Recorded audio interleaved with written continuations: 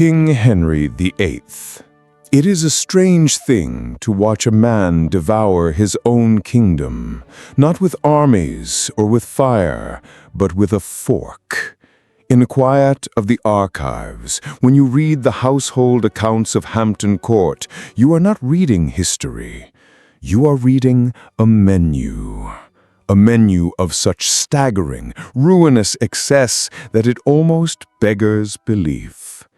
This, you see, was the world of King Henry VIII, a man whose appetites grew in lockstep with his power, until the man and the monster were one and the same. In his youth, they say he was an Adonis, tall, athletic, a mind as sharp as his sword, a true Renaissance prince. But power is a slow poison, and for Henry, the antidote was consumption. His court was not merely a seat of government, it was a theater of the stomach. The kitchens were a sprawling, smoke-belching city unto themselves, staffed by hundreds, all dedicated to a single sacred purpose, feeding the king. Imagine, if you will, the sheer volume of it all. Over 1,000 sheep, hundreds of oxen, deer by the score, all consumed in a single year. The rivers were emptied of pike and salmon, the skies of heron and swan. We think of a feast as a special occasion, but for Henry, every day was a feast. His breakfast alone would have fed a small village for a week. Ale, wine, a joint of beef, a side of venison, all before the sun had fully risen. But it was the spectacle of the banquets that truly reveals the man. These were not simple meals, they were declarations of might. A peacock, skinned and roasted, then redressed in its own iridescent feathers. A boar's head, gleaming with glaze, an apple stuffed in its mouth. Intricate castles sculpted from sugar, known as subtleties, depicting scenes of myth and conquest. And Henry, presiding over it all from his high table, a mountain of velvet and gold, his plate never empty, his cup never dry. There is a grim irony here. As a young man, Henry was deeply pious. He wrote a passionate defense of the 7 sacraments against Martin Luther, earning him the title Defender of the Faith from the Pope himself. Yet his life became a masterclass in the cardinal sin of gluttony. His indulgence was not just a personal failing, it was a political statement. To eat like a god was to be a god. The sheer, overwhelming abundance of his table was meant to mirror the absolute, unshakable power of his monarchy. Each bite was an act of dominion. As the years wore on, the athletic prince was entombed within a mountain of flesh. His waistline swelled to over 4.5 feet. He was plagued with gout, his legs covered in weeping, foul-smelling ulcers. He had to be winched onto his horse and eventually carried from room to room in a chair. The man who had broken with Rome and declared himself supreme head of the church in England became a prisoner of his own body. The vibrant, charismatic king was gone, replaced by a paranoid, pain-racked tyrant, his temper as foul as his festering wounds. In the end, the king who consumed everything was consumed by himself. And in the quiet corridors of his palaces, one can almost still hear the faint echo of a single insatiable appetite. King Charles II. After the grim, grey piety of Cromwell's Commonwealth, England was a nation starved of life. The theatres were closed, the maypoles torn down, the simple act of enjoying oneself viewed with suspicion. And then, in 1660, came the Restoration. And with it, a king who was the living, breathing embodiment of indulgence. King Charles II. They called him the Merry Monarch, and rarely has a nickname been so exquisitely earned. Charles's court was a whirlwind of wit, glamour, and unapologetic sensuality. It was a calculated repudiation of everything the Puritans had stood for. Where they had preached austerity, he practiced extravagance. Where they had demanded piety, he delighted in pleasure. And his greatest pleasure, his most defining vice, was lust. It is said that Charles had at least 14 acknowledged illegitimate children, and likely many more who were never claimed. His mistresses were not hidden away in quiet country manners. They were the superstars of the age, women of formidable intelligence, ambition, and beauty, who held more sway over the king than any of his ministers. There was Barbara Villiers, the Duchess of Cleveland, fiery, rapacious, and utterly captivating.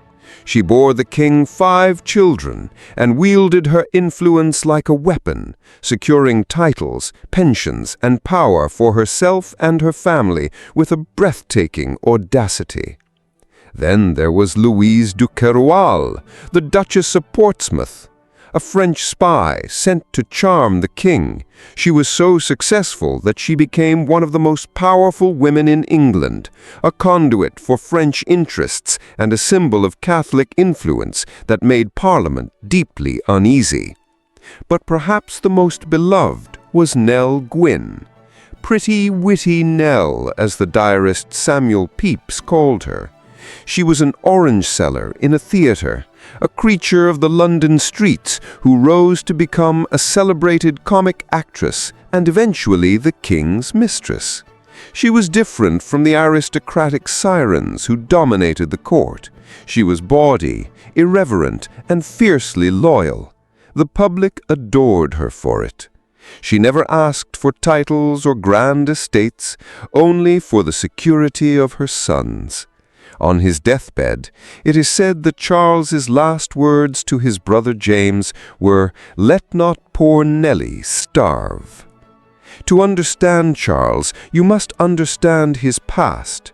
He had spent his formative years in exile, wandering the courts of Europe, often penniless, always in danger. He had seen his father beheaded, his kingdom dismantled. When he was returned to the throne, he was determined never to go on his travels again. His pursuit of pleasure was not just hedonism, it was a strategy for survival. By creating a court culture of wit, gaiety, and sexual freedom, he bound the aristocracy to him with silks and whispers, not chains of iron. His indulgence, however, had its price. While the court danced and drank, the country faced plague, fire, and disastrous wars with the Dutch. His reliance on secret pensions from the King of France, often facilitated by his mistresses, was a source of deep political instability. He was a king who ruled through charm, but that charm was often a gilded mask for a deep-seated cynicism. He trusted few and believed in little, except perhaps the fleeting certainties of the flesh. He gave England back its laughter, its art, its joy, but it was a joy bought on credit, a glittering party held on the brink of a volcano. King George IV. Some men are born to be kings. Others, it seems, are born to be interior decorators. Such was the case with King George IV. Long before he ascended the throne as Prince Regent, he established himself as a man of exquisite and exquisitely expensive taste. His vice was not for power, nor for women in the same way as Charles II. His was a deeper, more refined addiction, the relentless, insatiable pursuit of the beautiful, the luxurious, and the wildly overpriced. His was the vice of avarice, not for money itself, but for the things money could buy. George's life was a monument to shopping. He was the single greatest patron of the arts and architecture of his age. He transformed Buckingham House into Buckingham Palace. He took a modest seaside lodge in Brighton and, with the help of the architect John Nash, turned it into the Royal Pavilion, a fantasy of Indian domes and Chinese interiors that remains one of the most bewildering and brilliant buildings in Britain. It is a palace built for pleasure, a dreamscape of dragons, gold leaf, and glittering chandeliers. It is also a building that almost bankrupted him. His deaths were legendary. By the age of 24, he owed the modern equivalent of over £30 million. Parliament was repeatedly forced to bail him out, much to the fury of the public. While the country was locked in a life-or-death struggle with Napoleon, the Prince Regent was agonizing over the choice of wallpaper. While soldiers starved on the continent, he was spending thousands of pounds on a single piece of furniture. He was a collector of genius. He bought Dutch masters, exquisite French porcelain, and military regalia with a connoisseur's eye. His tailor's bills were a thing of wonder. He invented new cuts for coats, new ways to tie a cravat. He was, in many ways, the first celebrity influencer, his every sartorial choice copied by the fashionable elite of the day. He was a man who understood the power of image, of creating a personal brand of unparalleled elegance. But this obsession with the material world came from a place of deep personal emptiness. He was a man of immense charm and intelligence, but he was also deeply insecure, vain, and selfish. His relationship with his father, George III, was appalling. His illegal and secret marriage to Maria Fitzherbert was a romantic folly that threatened the monarchy itself. His official arranged marriage to Caroline of Brunswick was a disaster from the moment they met. He was said to have called for a brandy upon first seeing her, and he spent his wedding night drunk in the fireplace. He grew fat and reclusive, addicted to laudanum and alcohol, his days a haze of self-pity. He would retreat to his palaces, surrounded by the beautiful objects he had spent a lifetime acquiring, as if they could somehow shield him from his own failings. There is a profound sadness in the image of the aging king, bloated and corseted, wandering alone through the fantastical empty rooms of the Brighton Pavilion. He had created a world of perfect beauty, a stage set for a life of perfect pleasure. But he could never quite escape the leading man. He left behind a legacy of priceless art and architecture, a gift to the nation. But it was a gift paid for by a lifetime of profligate, self-indulgent, and ultimately lonely avarice. King Edward VII. For nearly 60 years, he waited. He was the longest-serving Prince of Wales in British history, a man held in a state of permanent apprenticeship by his formidable, eternal mother, Queen Victoria. She did not trust him. She did not approve of him, and she certainly did not give him any meaningful work to do. And so, Albert Edward, Prince of Wales, known to his family as Bertie, created a job for himself. He became, arguably, the most dedicated and accomplished pleasure seeker in the history of the British monarchy. His vice was pure, unadulterated debauchery. Food, wine, cigars, gambling, sport, and above all, women. While his mother shrouded herself in the perpetual twilight of widowhood, Bertie's life was a blaze of gaslight, champagne, and perfume.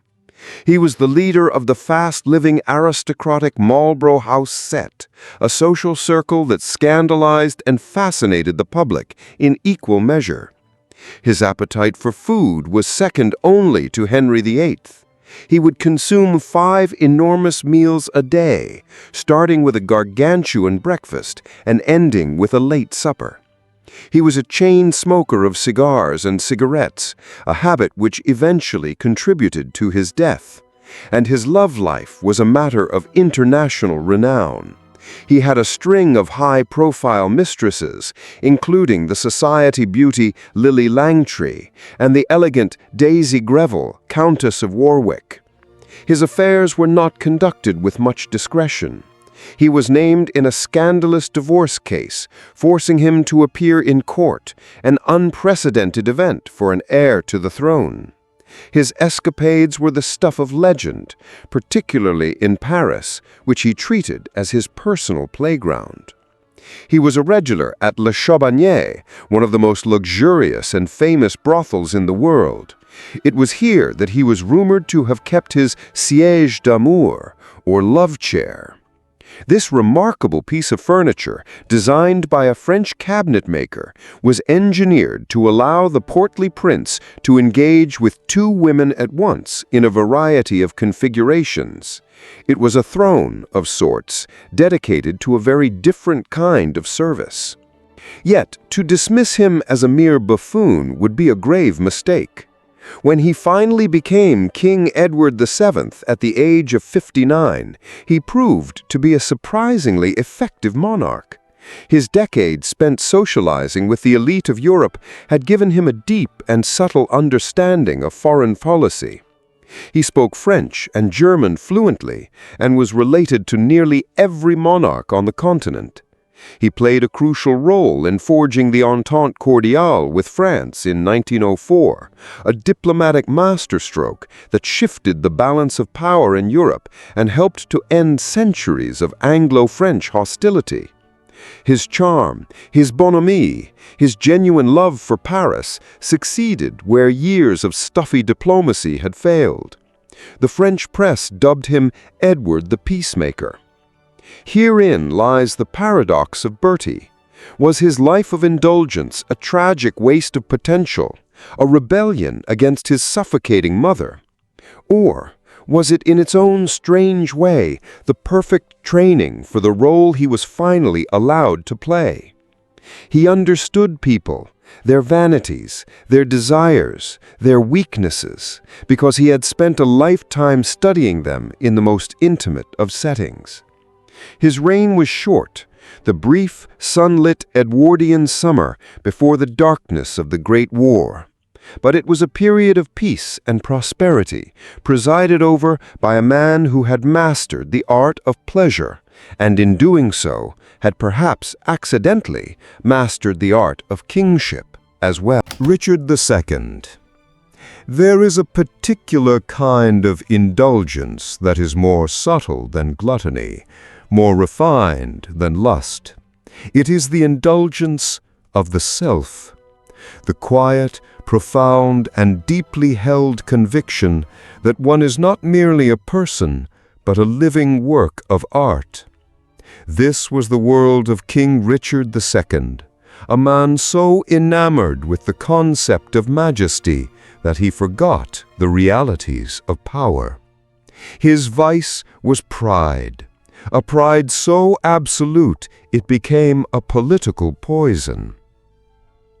Richard ascended to the throne as a boy of 10, and his early reign was marked by the famous Peasants' Revolt, where the young king showed remarkable courage in facing down the rebels. But this early promise curdled into something else entirely. He began to cultivate a court of unparalleled splendor, a bubble of aesthetic perfection that was utterly divorced from the gritty world of his warlike nobles. He was a man of exquisite taste. He patronized the poet Chaucer and oversaw the creation of the Wilton diptych, one of the most sublime masterpieces of medieval art. He is even credited with the invention of the handkerchief. His court was a kaleidoscope of color and fashion, of silks and velvets and impossibly long-toed shoes.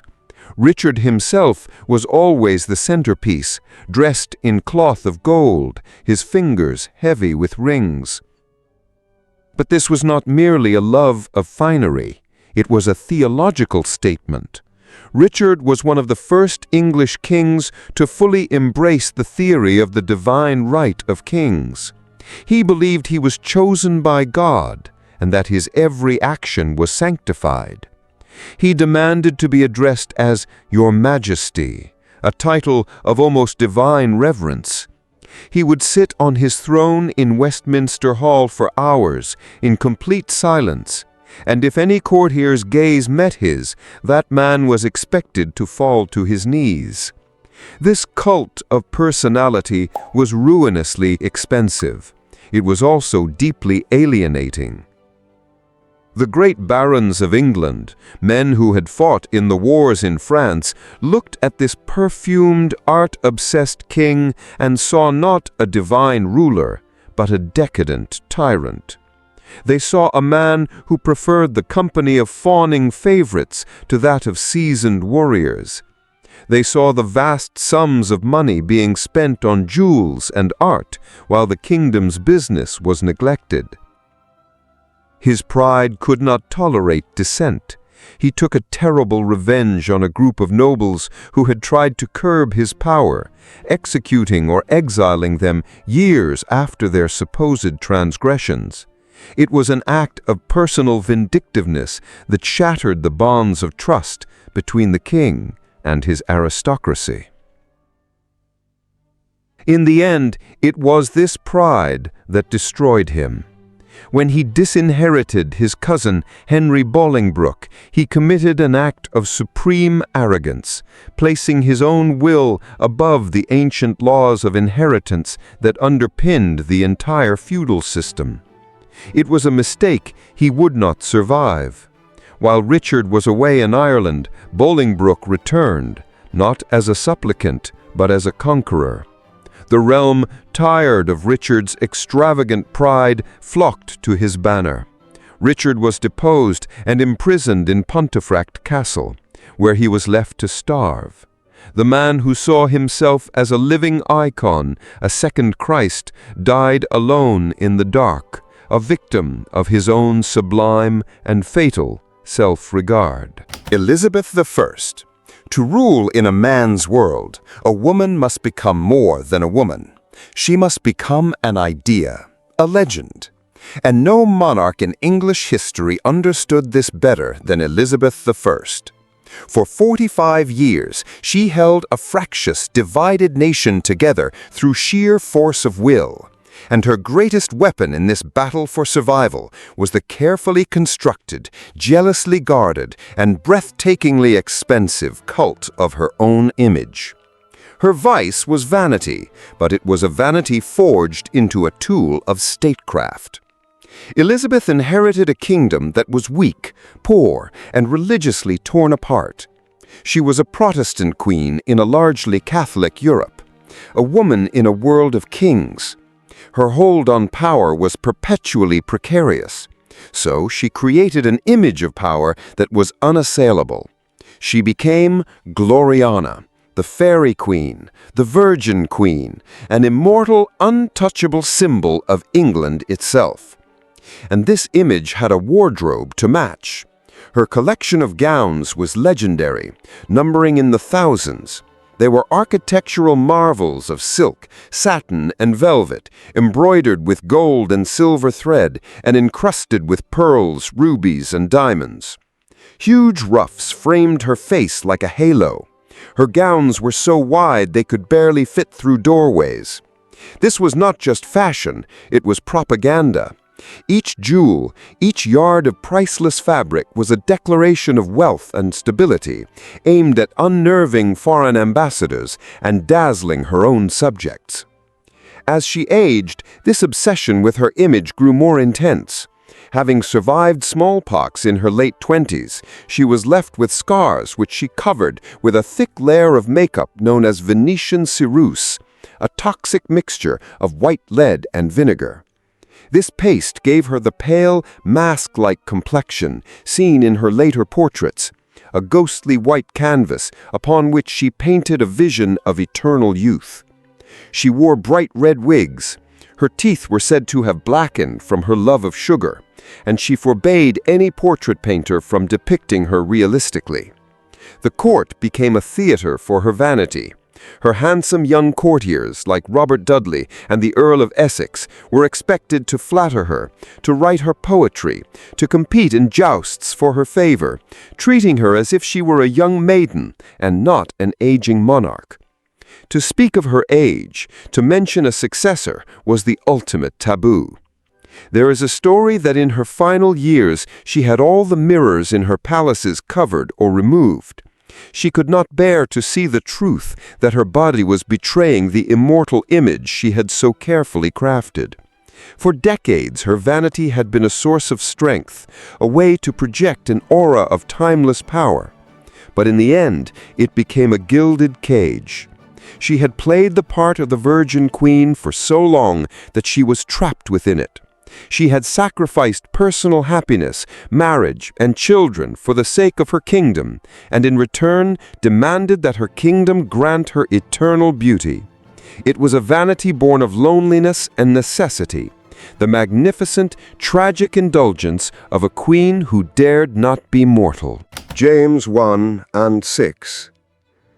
There is an old saying, "A king should have subjects, not friends." It was a lesson that King James I of England and VI of Scotland, the man who united the two crowns, never truly learned. James was a scholar, as his single greatest vice, an obsessive, ruinous indulgence of his chosen favorites.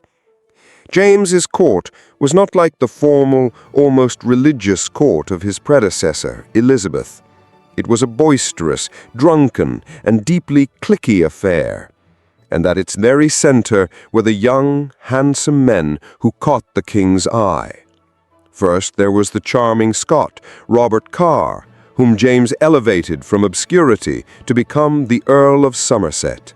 He showered him with titles, gifts, and power until Carr was one of the most powerful men in the kingdom. Their relationship was intensely personal, with the king writing letters that spoke of his love in passionate, almost romantic terms.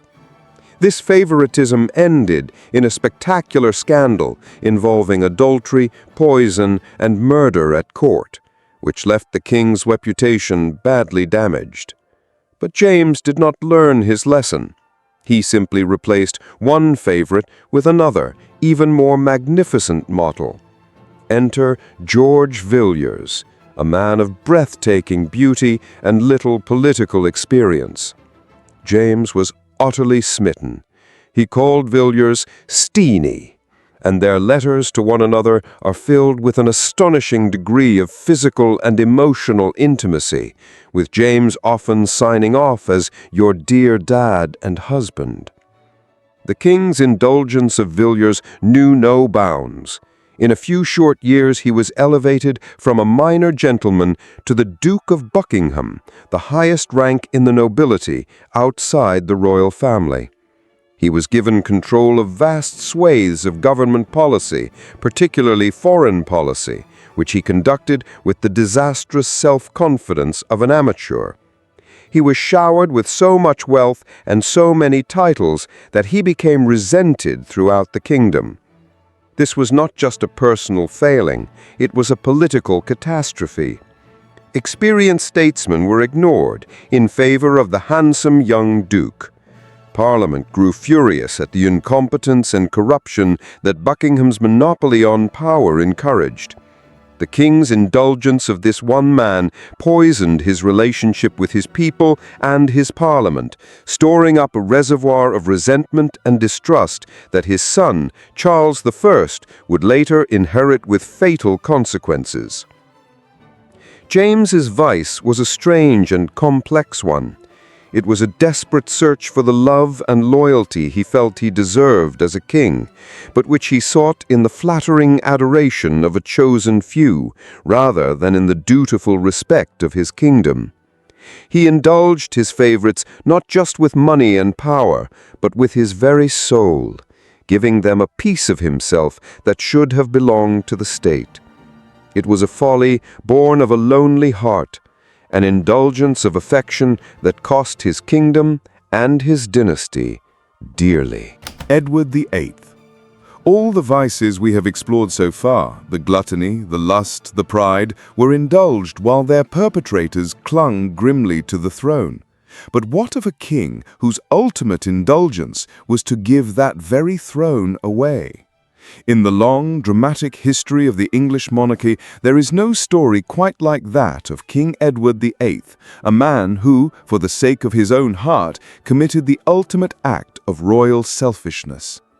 From the moment he ascended the throne in January 1936, Edward was a breath of fresh air. He was modern, handsome, and immensely popular, a glamorous figure who seemed perfectly suited to the new media age of newsreels and radio. He had traveled the empire, he had a social conscience, and the people adored him. But he had a secret. He was in love with Wallis Simpson. She was in every conceivable way an impossible match. She was an American, she was a commoner, and most damningly of all, she was a divorcee on the verge of her second divorce. For a man who was destined to become the supreme governor of the Church of England, a church that did not recognize divorce, to marry such a woman was unthinkable. It was a constitutional crisis in the making. The king was told, in no uncertain terms, by the government, by the church, and by the royal family, that he had a choice. He could be king, or he could have Mrs. Simpson. He could not have both. And it was in this choice that Edward's great indulgence was revealed. For him, the choice was simple. He chose love. His vice was not lust in the way of Charles II. It was a deep, all-consuming, and profoundly selfish romanticism. He was willing to sacrifice a lifetime of duty, the stability of the monarchy, and the loyalty of an entire empire for the companionship of one woman. He saw it as a noble, romantic gesture. The world and his government saw it as a catastrophic dereliction of duty. On the 11th of December 1936, after a reign of just 326 days, he addressed the nation and the world by radio. In that famous melancholy speech, he uttered the words that would define his life. I have found it impossible to carry the heavy burden of responsibility and to discharge my duties as king as I would wish to do without the help and support of the woman I love. He abdicated, and his younger brother, the stuttering, unprepared Bertie, became King George VI. Edward, now the Duke of Windsor, went into exile with his new wife, living a life of glamorous, aimless luxury in France and America. There were whispers of Nazi sympathies, of a profound bitterness towards the family he felt had abandoned him. He had indulged his personal desire to the absolute fullest, placing his own happiness above the institution he was born to lead.